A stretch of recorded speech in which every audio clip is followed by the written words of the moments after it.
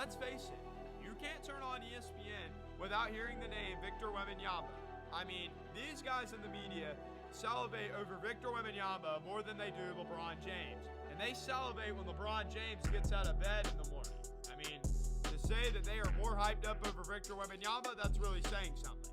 I mean, these guys in the media that say, oh, he's going to change the league forever, he's going to break basketball, he's going to be an all-time great, before he's even stepped a foot on an NBA court, I don't like that. I hate when the media overhypes these 18, 19-year-old young men who don't know what it's really like to be in the NBA. I absolutely hate it, and I think it is 50% of the reason that some of these guys that don't pan out, because the pressure becomes too much. These guys at the end of the day are still kids, and they're having the expectations that they're going to come out here and be a 26, 27-year-old who's been in the league for 5+ years. They have to grow and develop. So I was very skeptical of Victor Wembanyama. I knew he was talented. I knew he was a generational type talent. But when he had his abysmal start in the Summer League, we saw him only score 9 points while being guarded by Kai Jones, who is so mentally unstable, he's not even in the NBA right now. My thought was, if the savior of the NBA can't even score 9 points against a guy who's completely mentally unstable, then how is he going to handle Nikola Jokic and Joel Embiid if he stays at the center position? And how is he going to handle the speed and ability of a guy like Kevin Durant or Giannis Antetokounmpo if they drop him to a power forward?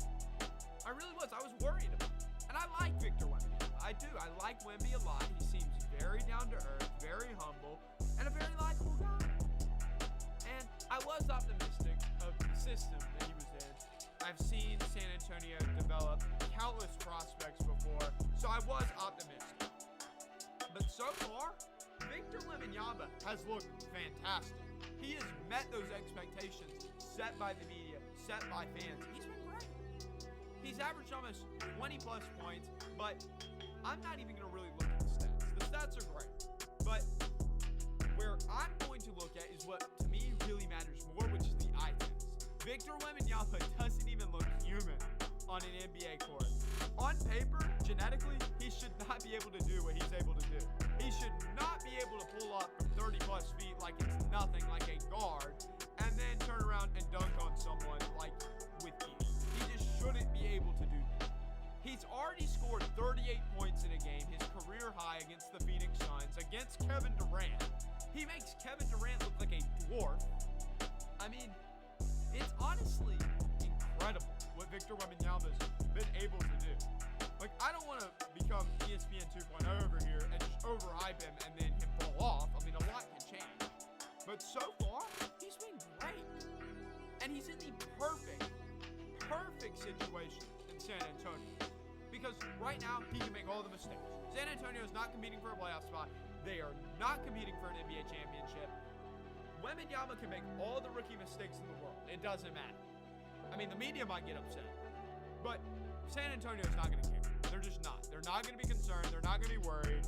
And so all the rookie stuff, like, I mean, he only dropped 14 against the Knicks the other day. Nobody cares. It's fine. Like, really, it's okay. Greg Popovich knows what he's doing. He has created so many dominant centers throughout his time. I mean, David Robinson, Tim Duncan, those guys are all-time greats. Wembanyama certainly has the talent to become one of those himself.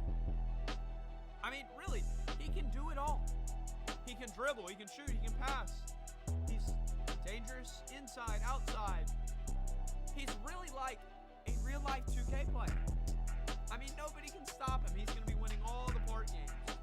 No, but for real, it makes me happy for Wembanyama because it proves to me two things. Number one, that he can play under pressure, he can play under extreme expectations, and number two, his abilities that we saw in these videos, on these highlight tapes, they weren't flukes. Like, he actually can do this. He's actually that dude. Like, it really does. Because one of my biggest concerns when guys come into the league is, what if they don't pan out? You know, I always go back to Greg Oden in 07, which injuries derailed that man's career. But the expectation was also all over him. And for him to be a letdown like he was, it's just unfortunate. So when you have a guy like Victor Wembanyama, who is, you literally I could be watching ESPN, and I could be hearing them talk about the Kansas City Chiefs, and it's like, well, Patrick Mahomes and the Chiefs, they're in a great spot. But oh, look at Victor Wembanyama, the greatest prospect since LeBron James, last year's #1 overall pick from the San Antonio Spurs. Did we mention he's from France? I mean, when you're doing that, it can get kind of annoying. It's almost as annoying as the Travis Kelce-Taylor Swift relationship. It really is. But I'm really happy for him because he's proving that, oh yeah, I can actually play. Like, I can actually handle the real NBA world. I can handle Kevin Durant. I can handle playing really anywhere. And if he stays on the course, I wouldn't be surprised if he's an all-star in his rookie year, which would be, oh my gosh, it'd be amazing, and it would totally exceed my expectations I had for him at the beginning of this year. My preseason prediction for Wemby, just amongst friends, was like 14 or 15 points. I thought he would show flashes. No way he drops more than 20, you know? And he's a little under 20 right now, but I think he'll probably get up to 21, 22 points a game. And like I said, he'll probably be an all-star, probably be rookie of the year, definitely an all-rookie first team. He's probably already qualified for that through his first games. But really, I'm just happy for him. I'm happy for his family. I'm happy for the San Antonio Spurs because they really got this one right. He's living up to the expectations. And right now, it looks like he's just going to get